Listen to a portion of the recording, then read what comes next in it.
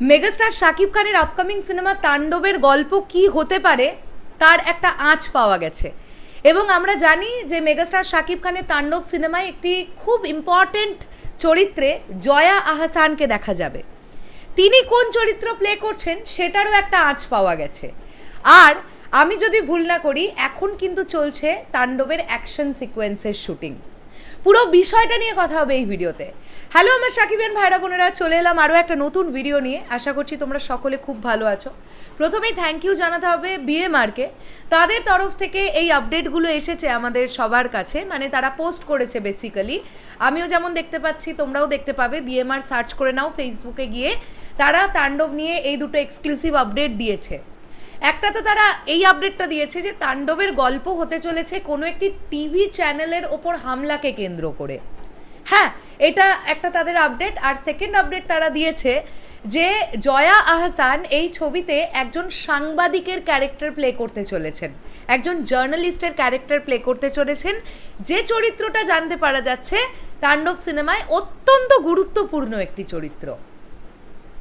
এবার অফিসিয়ালি আমরা না কিছু মানে টিজার দেখার আগে পর্যন্ত এক্স্যাক্টলি গল্পটা এই ধাঁচেরই হতে যাচ্ছে নাকি এটা ধাঁচ ভেতরে অনেক কিছু আছে সেটা আমাদের বোঝা সম্ভব নয়। টিজার দেখলেও বেসিক্যালি বোঝা সম্ভব নয় যতক্ষণ না ট্রেলার ড্রপ হবে, বা ট্রেলারেও যে সবসময়ের জন্য ডিরেক্টর গল্প রিভিল করে দেবেন এটাও না হতে পারে।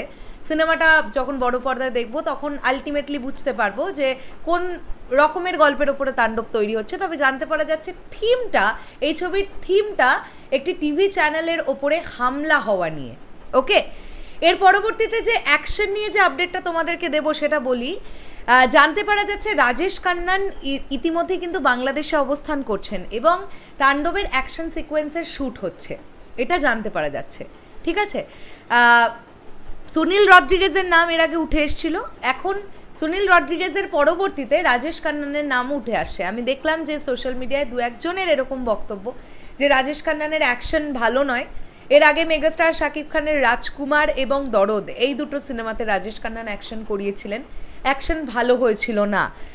তো সেটা নিয়ে অনেকেই এখন ভাবছেন যে তাহলে তাণ্ডবের অ্যাকশন কেমন হবে।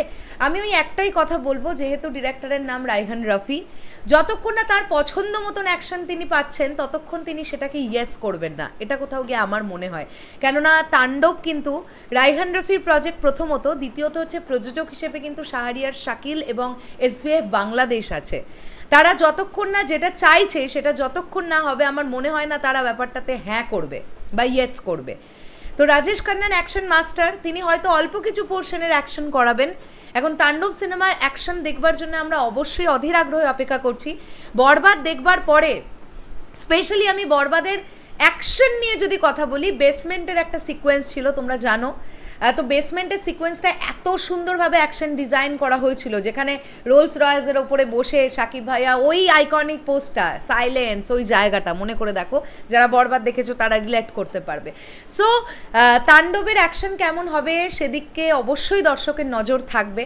আর যেহেতু ঈদে মুক্তি, আর যেহেতু মেনস্ট্রিম মশালা ছবি হবে আই থিঙ্ক তাণ্ডব, তাই অ্যাকশন ভালো হওয়াটা খুব জরুরি। দেখা যাক বিষয়টা কীরকম হয়।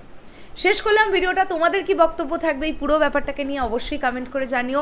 আমি আবারও রিপিট করি, গল্পের আঁচ বা জয়া হাসানের চরিত্র পুরোটাই ক্রেডিট BMRকে।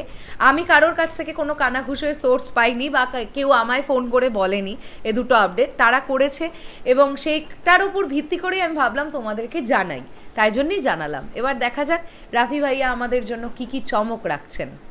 শেষ করলাম ভিডিওটা, আসছি আবার খুব শিগগিরই। তাহলে এখনের জন্যে টাটা।